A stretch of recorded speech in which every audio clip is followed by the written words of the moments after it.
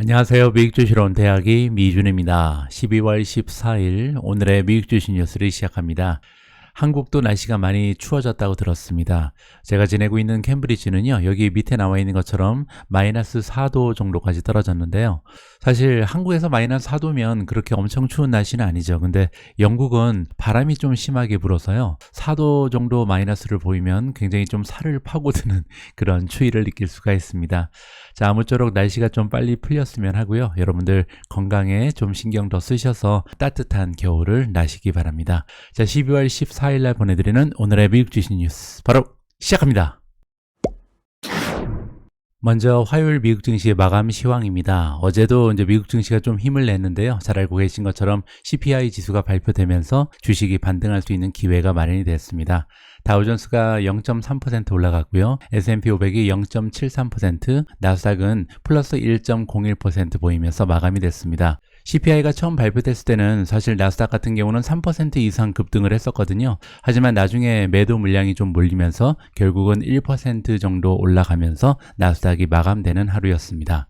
자, 이번에는 성장주들의 모습을 보시면요. 자, 일단 다큐사인이 7.32% 올라가면서 가장 추세가 좋았고요. 스퀘어가 플러스 7.3, 더 트레이드 데스크 플러스 5.53, 오픈도어 플러스 5.52, 스템 플러스 5.31, 에디타스 플러스 5.06, 메타 플랫폼즈 플러스 4.74, 인투잇 플러스 4.29, 차지포인트 플러스 3.5, 데이터독 플러스 3.53% 보이면서 마감이 됐고요. 자, 메가테크 기업들의 모습을 보시면 대부분 종목들은 다 올랐죠. 특히 메타 플랫폼즈는 4.7% 급등을 했고요. 엔비디아 플러스 3.06으로 좋았습니다. 구글이 플러스 2.45, 아마존이 플러스 2.14, 마이크로소프트 플러스 1.75, 넷플릭스 플러스 1.64, 애플이 0.68% 올라갔고요. 안타깝게도 테슬라 같은 경우는 상하이 공장에서 생산을 감축한다는 소식이 아직까지도 부정적인 영향을 끼치고 있는 것 같습니다. 현재 주가가 160까지 떨어진 상태고요. 어제 하루에만 4% 이상 하락세를 지속적으로 보여줬습니다.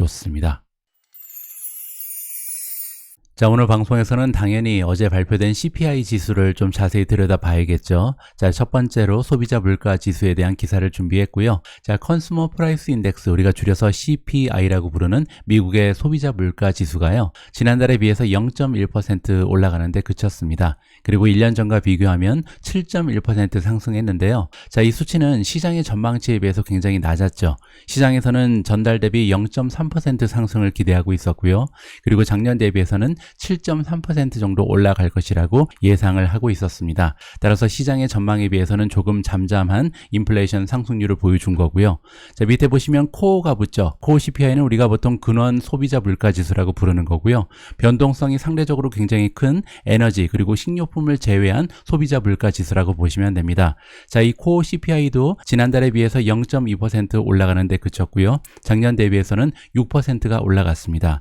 반면 시장의 전망치를 보시면 지난달에 비해서는 0.3% 그리고 작년 대비 6.1%가 전망되고 있었거든요. 따라서 헤드라인 CPI도 그렇고 근원 CPI도 그렇고 시장의 전망치보다 낮은 수치가 발표되면서 주식시장에는 긍정적인 소식으로 해석이 됐다. 이렇게 정리가 가능합니다. 조금 더 구체적인 내용을 살펴보면요. 자, 일단 그래프를 좀 보시면 지금 현재 미국의 CPI 지수가 정점을 찍고 내려가는 모습이 현저하게 확인이 되고 있는 거죠. 자, 지난 6월 달이었죠. 6월 달에 정점을 찍었습니다. 2022년 6월 9%를 찍었던 CPI 지수가요, 다음 7월 달에 8.5% 그리고 8월 달에 8.2%까지 떨어졌고요. 9월 달에는 횡보를 했죠. 8.2% 그리고 10월 달에 7.8, 이제 드디어 11월 달에 7.1%까지 미끄러지는 모습을 보여주고 있습니다. 따라서 전반적으로 지금 소비자 물가 지수가 어느 정도 정점을 찍고 떨어지는 추세를 보인다는 데는 의심의 여지가 없는 것 같습니다. 자, 조금 더 자세한 내용을 살펴보면요. 이번에 소비자 물가 지수가 예상보다 낮게 떨어진 이유는 뭐냐면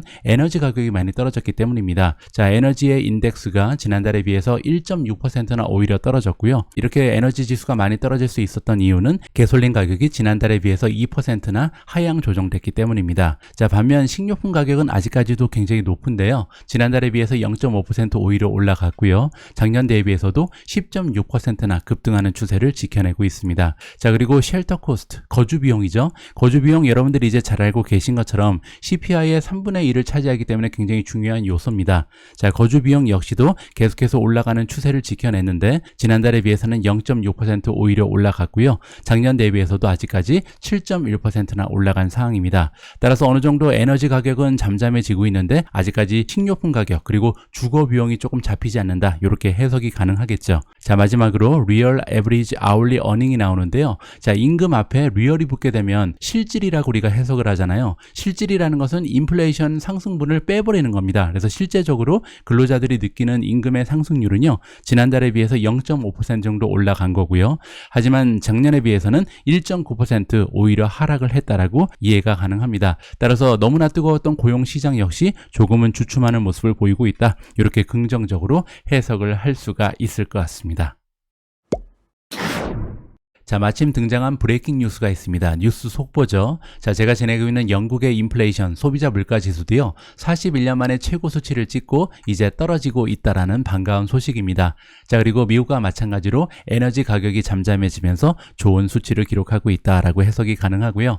자, 이렇게 영국도 그렇고 미국도 그렇고 소비자 물가 지수가 이제는 어느 정도 정점을 찍고 잠잠해지는구나라는 기분이 들고 있는데요. 자, 뱅크 오브 아메리카의 주장에 따르면 이렇게 인플레이션이 잠잠해지는 환경이 도래가 되면 다른 종목들에 비해서 좋은 주가의 상승을 보일 수 있는 특정 종목들이 따로 있다라고 주장하고 있습니다. 자, 과연 뱅크 오브 아메리카의 분석에 따르면 어떤 종목들이 인플레이션이 하강되면 좋은 수익을 낼 수 있을지 그 리스트를 살펴보도록 하겠습니다. 자, 일부 종목들이 주가가 상승할 준비를 하고 있다. 굉장히 높게 형성돼 있던 인플레이션이 정점을 찍었다는 것이 확인이 되면요, 일부 종목들이 다른 시장의 평균적인 수익률보다 좋게 발휘할 가능성이 높다라는 것이 뱅크 오브 아메리카의 주장입니다. 자, 이러한 주장을 하기 위해서는 어떤 데이터를 활용하고 있냐면요, 과거에 인플레이션이 굉장히 높게 올라갔다가 피크를 찍고 떨어질 때 어떤 상승률을 보여줬는지 이거를 분석했다는 거죠. 자, 뱅크 오브 아메리카의 평가에 따르면 S&P 500에 들어가 있는 500대 우량 기업들 중에서요, 주가의 상승률이 지금 인플레이션과 굉장히 밀접하게 관련되어 있는 종목들이 따로 있다라고 합니다. 따라서 인플레이션이 올라가게 되면 시장의 평균보다 더 많이 떨어지고요, 인플레이션이 떨어지면 시장의 평균적인 수익률보다 오히려 더 많이 올라가는 종목들이 따로 있다라고 이해가 가능합니다. 자, 그리고 이러한 연관관계는요, 95% 정도 확신을 가지고 우리가 따라갈 수 있다는 거죠. 따라서 데이터의 정확성이 95% 정도 된다. 이렇게 이해가 가능합니다. 자, 인플레이션의 영향에 따라서 상당히 많이 움직이는 첫 번째 종목은요, 아마존입니다. 자, 아마존은 인플레이션 베타 지수가 마이너스 3.81이 나와 있습니다. 자, 이 얘기가 뭐냐면요, 인플레이션이 올라가서 시장이 전반적으로 1%가 떨어지게 되면 아마존은 무려 3.8%나 떨어진다. 이렇게 이해가 가능합니다. 자, 두 번째로 인플레이션의 영향을 많이 받는 종목은 베스트바이고요. 베스트바이는 시장이 1% 정도 인플레이션 때문에 떨어지면 무려 2.79%나 떨어진다. 이렇게 확인이 가능하고요. 자, 세 번째는 오리얼리 오토모티브가 1.84, 크로록스 컴퍼니는 1.6입니다. 자, 그 밑에 잭 헨리 어소시에이트는 마이너스 1.6, 로스 스토어는 마이너스 1.56, 크로거는 마이너스 1.54고요. 볼 코퍼레이션이 마이너스 1.54, 홈디포 마이너스 1.46, 마지막으로 로어 컴퍼니즈가 마이너스 1.35로 다른 종목에 비해서 인플레이션의 등락에 굉장히 민첩하게 관련이 돼 있다. 이렇게 이해가 가능하고요. 자, 옆에 섹터가 나와 있는데 섹터를 보면 대부분 다 컨슈머 디스크레셔너리, 즉 우리가 임의 소비재라고 부르는 거죠. 임의 소비재가 대부분 다라고 볼 수가 있고요. 따라서 앞으로 지난 과거 1년 동안 굉장히 어려움을 겪었던 임의 소비재가 반등을 준비하고 있다. 이렇게도 우리가 해석해 볼 수가 있을 것 같습니다. 월가의 전문가들 중에는요, 전통적인 불 그리고 전통적인 배어가 존재합니다. 전통적인 불이라는 것은 항상 긍정적인 전망만 내놓는 그런 전문가들을 얘기하고요. 전통적인 배어라는 것은 항상 부정적인 요소만 잘 찾아서 그 부분에 대해서 강조를 하는 그런 전문가들이다. 이렇게 정리가 가능한데요. 그리고 이제 시장의 분위기에 따라서 어떨 때는 불을 주장하는 이런 사람들이 인정을 받고요. 또 어쩔 때는 시장 분위기가 하강하면서 배어들이 힘을 얻게 된다. 이렇게 이해가 가능하겠죠. 자, 그러면서 2020년, 2021년에는 전통적인 불이라고 생각할 수 있는 캐시우드라든지 톱니 같은 전문가들이 많은 관심을 받았고요. 자, 2022년 들어서 베어 마켓이 가속화되면서 마이클 윌슨 같은 사람들이 많은 신뢰를 얻기 시작했습니다. 자, 이분이 바로 마이클 윌슨인데요. 자, 이분은 최근 들어서 월가의 쪽집게라는 별명까지 얻게 됐죠. 왜냐면 작년 불마켓이 한참 진행 중일 때 어떻게 얘기했냐면 내년에 주식시장이 적어도 20%에서 25% 정도 폭락할 거라는 굉장히 부정적인 부정적인 전망을 했었고요. 이러한 전망은 정확하게 맞아 떨어졌습니다. 자, 이렇게 현재 많은 투자자들이 관심을 갖고 있는 모간 스탠리의 최고 전략가 마이크 윌슨이요, 그의 시장 전망을 업데이트했는데 어떠한 내용인지 한번 살펴보도록 하겠습니다. 자, 마이크 윌슨이 보기에는 미국 주식시장, 특히 S&P 500이요 3000에서 3300까지 떨어질 거라는 굉장히 우울한 전망을 다시 한번 내놓고 있습니다. 자, 그렇게 되면 지금 현재 주가 수준에서 20% 이상 폭락을 한다, 이렇게 볼 수가 있겠죠. 자, 그리고 그 시기는 내년 1쿼터, 즉 1분기라고 얘기하고 있거든요. 따라서 지금 현재 4000을 넘어가고 있는 S&P 500이 앞으로 한 3개월 정도 지나면요 3000에서 3300까지 폭락해 있을 것이다라는 무시무시한 전망을 다시 한번 안겨주고 있습니다. 자, 그러면 마이크 윌슨이 이렇게 부정적인 전망을 하는 이유가 궁금해지잖아요. 자, 마이크 윌슨이 믿기로는 올해 주식시장이 많은 폭으로 하락한 이유는 주로 밸류에이션이 압축되면서 그런 현상이 발생했다라고 합니다. 제가 항상 말씀드린 것처럼 주가는 실적 곱하기 멀티플이잖아요. 자, 그런데 마이크 윌슨이 얘기하는 것은 올해 주가가 떨어지는 것은 기준금리가 상승하면서 멀티플이 떨어졌기 때문이라고 얘기하는 거죠. 그 얘기는요, 실적에 대한 반영이 아직 되지 않았다는 것이 그의 주장입니다. 따라서 내년 주식시장은요, 실적이 하강되면서 다시 한번 굉장히 좋지 않은 추세를 보여줄 가능성이 높다는 것이 그의 의견입니다. 자, 지금 현재 시장에서는 문제가 뭐냐면 이러한 어닝에 대한 리스크를 반영하지 않고 있다라고 합니다. 그 단편적인 예가 뭐냐면 10월 중순부터 지금까지 주식시장이 오히려 11.5%나 급상승을 보였거든요. 따라서 시장 참여자들이 너무나 전망에 대해서 무감각하다, 이렇게 지금 얘기를 하고 있는 거죠. 자, 모간 스탠리의 어닝 전망에 따르면요, 내년 S&P 500, 즉 미국을 대표하는 500대 우량 기업이 만들어낼 것으로 기대되는 EPS의 총 합은요 195달러에 불과하다라고 합니다. 자, 그런데 문제는 뭐냐면 팩트셋 컨센서스 에스티메이트 보니까 지금 현재 평균적인 EPS 전망치는요 230으로 나와 있거든요. 따라서 모간 스탠리의 195에 비해서 지금 현재 시장의 평균적인 컨센서스가 너무 높게 형성이 돼 있다라는 거죠. 특히 230은요 올해 218보다 오히려 높은 수치입니다. 따라서 내년이 되면 오히려 올해보다 기업의 실적이 올라갈 거라고 지금 시장이 전망을 하고 있다는 거죠. 자, 이 부분을 지금 모간 스탠리는 이해할 수 없다라고 얘기하고 있는 거고요. 자, 따라서 모간 스탠리의 전망에 따르면 내년에 기업의 실적이 지금 현재 수준보다 많이 떨어지면서 내년 주가가 많이 추가적으로 떨어질 가능성이 높다라고 이해가 가능합니다. 자, 그런데 여기 195달러라는 이해가 나오기 때문에 우리가 간단한 계산을 해볼 수가 있습니다. 주가는 실적 곱하기 멀티플이잖아요. 자, 그리고 아까 목표 주가를 3,300, 그러니까 잘해야 3,300을 찍는다고 얘기했죠. 왜냐면 내년 1분기에 3,000에서 3,300까지 주가가 떨어질 거라고 예상을 하고 있으니까요. 자, 그러면 3,300을 우리가 195로 나누면요 멀티플을 계산할 수가 있는데 지금 모간 스탠리에서는 멀티플이 17배도 되지 않는다라고 전망을 하고 있습니다. 자, 그런데 문제는요, 지금 현재 S&P 500의 P 레이쇼가 20배가 넘어가거든요. 거의 21배까지 올라가 있는 상황이죠. 따라서 모간 스탠리에서 주고 있는 예상 주가는 내년에 어닝 실적도 195까지 떨어져야 되고 지금 현재 21배까지 올라가 있는 멀티플 역시도 17배까지 하락을 해야 가능한 목표 주가다, 이렇게 정리가 가능합니다. 저의 개인적인 의견으로는요 너무 가혹한 예상 주가가 아닌가 생각을 합니다. 혹시나 195까지 떨어진다 하더라도 만약에 지금 현재 수준에서 한 20배까지 지킬 수만 있다면 195 곱하기 멀티플을 20배만 주면요 거의 3,900까지 올라갈 수 있는 것이 미국 증시거든요. 따라서 지금 현재 수준에서 많이 떨어지지 않는 거죠. 제가 볼 때는 어느 정도 하락에 대한 리스크는 많이 감소한 것이 미국 증시의 현실이 아닌가 하는 개인적인 판단을 하고 있습니다. 자, S&P 500의 전망 이야기가 나온 김에 아주 오래간만에 제가 가장 좋아하는 그래프를 다시 보여드리겠습니다. 자, 여러분들 주가는 실적 곱하기 멀티플이잖아요. 자, 일단 멀티플을 보여드리면요. S&P 500의 P 레이쇼 역사적인 투치를 보시면요. P 레이쇼, 즉 멀티플은 오르락 내리락을 계속해서 반복했습니다. 1880년부터 지금까지 이러한 추세는 계속해서 지켜지고 있다. 뭐 어떻게 보면 조금씩 우상향하는 것 같긴 한데요. 그래도 평균적으로 봤을 때는 뭐 최고 한 50배까지 올라갔다가 최저 10배까지 떨어졌다가 오르락 내리락을 반복하는 것이 멀티플의 역사다, 이렇게 정리가 가능하고요. 하지만 주가를 이루는 것은 멀티플만이 아니라 기업의 실적이죠. 따라서 실적도 한번 봐야겠죠. S&P 500을 이루는 500대 우량 기업이 1880년부터 지금까지 만들어낸 어닝은요 계속 우상향해왔습니다. 따라서 우리가 미국 증시에 확신을 가지고 투자하는 이유는요 앞으로 5년, 10년, 20년 동안 이러한 추세가 지켜질 수 있을 것이다. 따라서 지금 현재는 200달러도 되지 않는 있는 S&P 500의 EPS가요, 결국은 250, 300까지 올라가는 날이 곧 올 것이다라는 확신이 있기 때문입니다.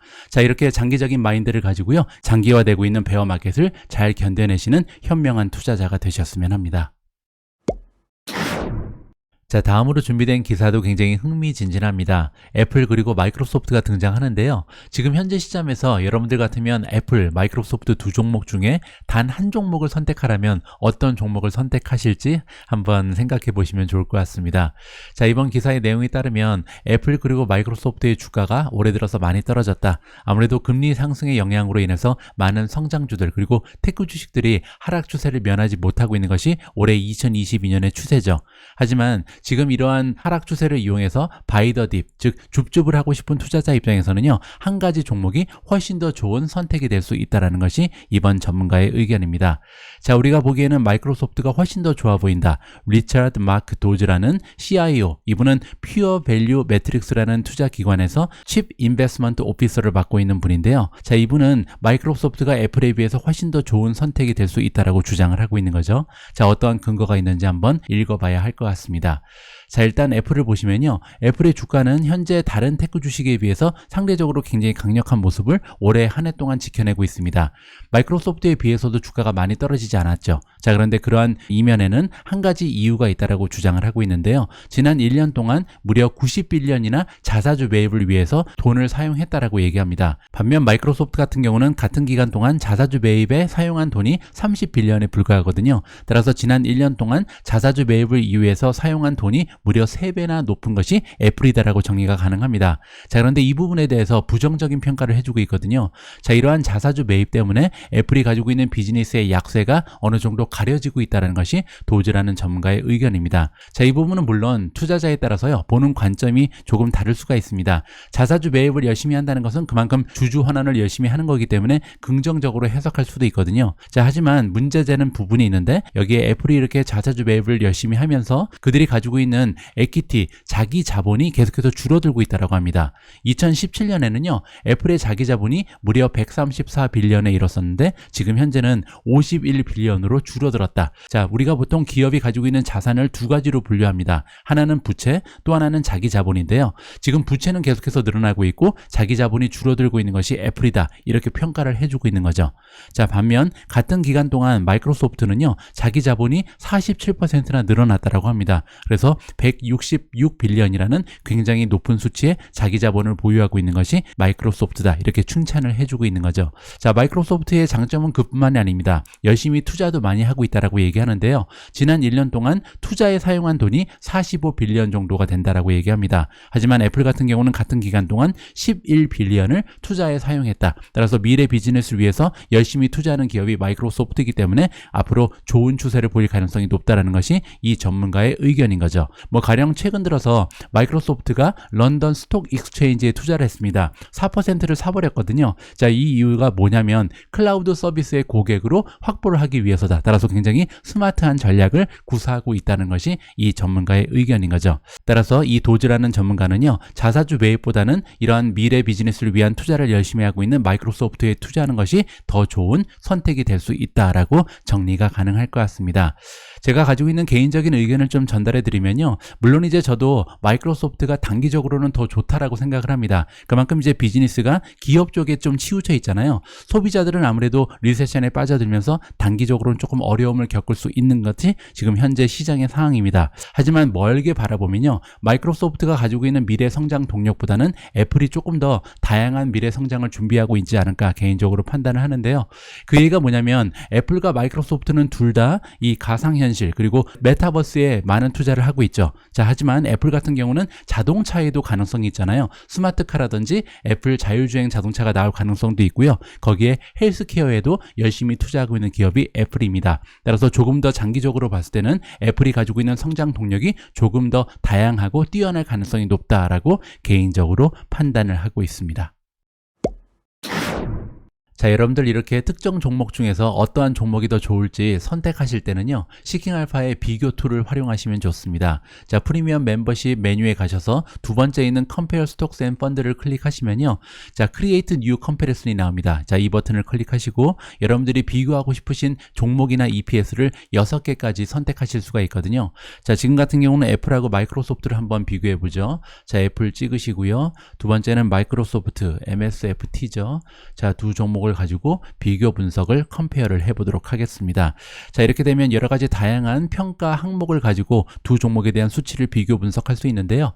자, 가장 먼저 레이팅을 좀 보시면 현재 애플 같은 경우는 퀀트 레이팅이 홀드, 그리고 마이크로소프트도 보유 의견을 받고 있고요. SA 오토즈 레이팅을 보시면 애플이 보유, 그리고 마이크로소프트는 매수 의견을 획득하고 있습니다. 자, 마지막으로 월가의 애널리스트들이 주는 전문가 점수를 보면요, 애플이 매수, 마이크로소프트는 강력 매수로 조금 더 좋은 추세를 보여주고 있다. 이렇게 정리가 가능하고요. 자, 현재 퀀트 팩터 그레이드를 보시면 두 종목이 비슷한 컬러를 보이고 있는데요. 한 가지 차이점이 있다면 성장률에 있어서 애플이 마이크로소프트보다는 조금 더 약한 추세를 보이고 있고요. 자, 마지막에 있는 EPS 리비전을 보시면 시장의 전문가들이 예상하고 있는 EPS의 전망치가요, 마이크로소프트는 애플에 비해서 조금 더 약세를 보이고 있다. 이렇게 정리를 해볼 수가 있겠습니다. 자, 밑으로 조금 더 내려가시면 배당에 대한 정보가 나오는데요. 현재 애플의 배당률은 0.64%인데 반면 마이크로소프트는 1%가 넘어갑니다. 자, 거기에다가 배당의 성장률을 보시면요, 지난 3년 동안 마이크로소프트는 10.35%, 애플은 6.19%에 불과하거든요. 따라서 배당률도 그렇고 배당 성장률도 그렇고 마이크로소프트가 애플보다는요, 조금 더 좋은 배당주의 모습을 보이고 있다라고 생각할 수가 있겠습니다. 따라서 배당에 대한 그레이드도 훨씬 더 좋겠죠. 자, 다음은 밸류에이션인데요. P 레이시오 포워드를 기준으로 했을 때 현재 애플은 23배의 거래가 되고 있고요. 마이크로소프트 같은 경우는 1년간 만들어내는 순이익에 26배를 곱해야 매수할 수 있습니다. 따라서 현재 밸류에이션으로 봐서는 애플이 마이크로소프트보다는 조금 더 저렴한 상태다라고 정리가 가능하겠죠. 자, 성장률을 보시면요, 지난 1년 동안 매출의 성장률이 애플은 7.79%인 반면 마이크로소프트는 무려 15%나 매출의 성장을 일궈냈습니다. 향후 1년 동안 기대되는 매출의 성장률 예상치도 애플은 5.4%, 마이크로소프트는 12.9%거든요. 따라서 성장률로 봐서는 마이크로소프트가 훨씬 더 좋은 모습을 보이고 있다. 이렇게 볼 수가 있겠죠. 자, 수익률을 보시면 두 종목 모두 굉장히 좋은데요. 넷인컴 마진, 순이익 마진이 애플은 25.3%, 마이크로소프트는 무려 34.3%를 보이고 있습니다. 리턴 온 에퀴티를 보시면 애플이 훨씬 더 좋죠. 175%, 그리고 마이크로소프트는 42.8%인데요. 애플의 리턴 온 에퀴티가 이렇게 높은 이유는 뭐냐면 자기들이 가지고 있는 자기 자본이 굉장히 작기 때문입니다. 따라서 작은 자본을 활용해서 엄청난 수익을 내고 있다. 이렇게 해석이 가능하겠죠. 반면 이렇게 자기 자본이 적다는 것은요, 부채의 비율이 높을 가능성이 굉장히 높습니다. 밑으로 쭉 내려오시면 발란시트이 있는데요. 자, 여기 토탈 데투 에퀴티가 나오죠. 이 얘기는 뭐냐면 나의 자기 자본과 부채를 비교한 겁니다. 현재 마이크로소프트 같은 경우는 자기 자본에 비해서 부채는 44%밖에 되지 않거든요. 하지만 애플은 자기 자본에 비해서 부채가 260%를 넘어간다. 따라서 마이크로소프트는 굉장히 건강한 발란시트를 가지고 있고요. 반면 부채의 규모가 조금 더 큰 것이 애플이다라고 정리가 가능합니다. 올해 들어 각광을 받고 있는 시장 전문가 중에 앞에서 등장했던 마이크 윌슨 말고요, 댄 나일즈라는 전문가도 있습니다. 댄 나일즈 역시도 지난 1년 넘게 계속해서 미국 증시의 하락을 점치면서 최근 들어서 많은 투자자들의 신뢰를 받고 있다, 이렇게 볼 수가 있는데요. 자, 이분이 한동안 계속해서 주식시장의 하락을 얘기했었는데 최근 들어서 줍줍한 종목이 2개가 있다고 합니다. 자, 어떤 종목을 줍줍했는지 한번 살펴보시도록 하겠습니다. 자, 나일즈는 파운더이자 시니어 포트폴리오 매니저다. 핫도리 펀드라는 펀드를 운영하고 있는 전문가인데요. 자, 이분이 CNBC에 얘기하기를 최근 들어서 인터내셔널 테크 스톡을 샀다. 따라서 글로벌 테크 기업들의 주식을 줍줍한 거죠. 자, 최근에 중국이 이제 문을 열고 있죠. 따라서 코비드의 정책을 완화하면서 전반적으로 글로벌 경제가 활성화될 거라고 전망을 하는 것 같습니다. 자, 그래서 우리가 이번에 매수를 했는데 이머징 마켓이니까요, 신흥국 시장에 있는 테크 주식들을 줍줍했다라고 얘기하고 있습니다. 그리고 이러한 테크 주식들은 최근 들어서 주가가 70% 이상 떨어졌기 때문에 좋은 좋은 매수 시점이 찾아왔다라는 것이 그의 의견인 것 같고요. 자, 첫 번째 주식은 C그룹입니다. 티커 네임은 SE죠. 자, C리미티드는 세 가지의 사업 분야를 가지고 있는데요. 첫 번째는 온라인 쇼핑이죠. 쇼피라고 부르는 거고요. 두 번째는 게임, 가레나를 가지고 있고요. 마지막으로 핀테크에도 사업을 확장하고 있는 기업입니다. 자, 이렇게 다양한 테크 사업 분야에 투자를 하고 있는 C리미티드, 싱가포르 기업을 첫 번째로 선정을 했고요. 자, 두 번째 기업은 그랩입니다. 말레이시아 기업이죠. 자, 그랩 같은 경우는 라이드 헤일링, 우버랑 비슷한 비즈니스 모델을 가지고 있다고 생각하시면 되고요. 우버와 마찬가지로 여러 가지 기능을 통합해서 수행하는 슈퍼 앱을 제공하고 있는 그런 테크 기업입니다.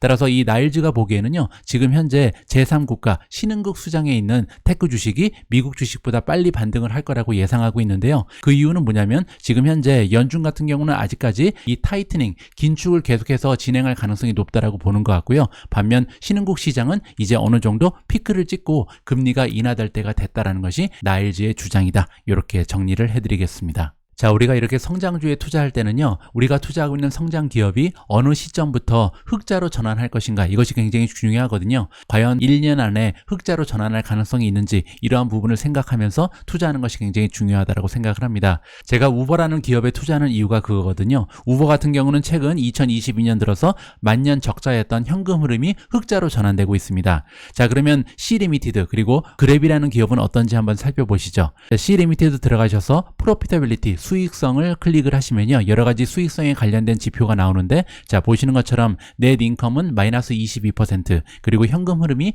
마이너스 16.26%로 마이너스를 보이고 있습니다. 자, 그러면 앞으로 장기적으로 봤을 때는 언제쯤 흑자로 전환할 수 있을지 이 문제가 굉장히 중요한데요. 자, 여기 보시면 어닝즈가 있습니다. 어닝을 클릭하시고 어닝즈 에스티메이트를 클릭하시면요, 지금 시장의 전문가들이 예상하고 있는 C리미티드의 어닝 실적이 밑에 나오게 되는데요. 자, 안타깝게도 2024년까지 적자를 면하지 못할 것으로 시장의 전문가들은 내다보고 있는 것 같습니다. 자, 반면 그랩 같은 경우는 조금 더 어려운데요. 자, 어닝 들어가셔서 어닝 에스티메이트를 클릭하시면요, 밑으로 보시면 계속해서 마이너스가 나오죠. 즉 2026년 정도가 돼야 흑자로 전환할 수 있는 기업이 그랩이다. 따라서 지금 현재 시장의 전문가들이 가지고 있는 EPS의 전망치를 보면 그랩보다는 C리미티드가 조금 더 단기적으로 흑자에 도달할 가능성이 높다. 이렇게 정리를 해드릴 수가 있겠습니다.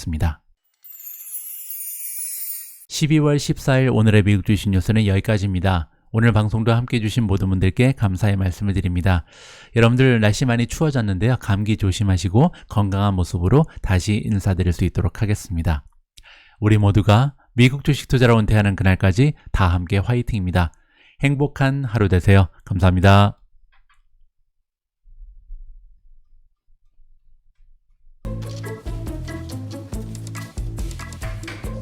Sunny numbnuts.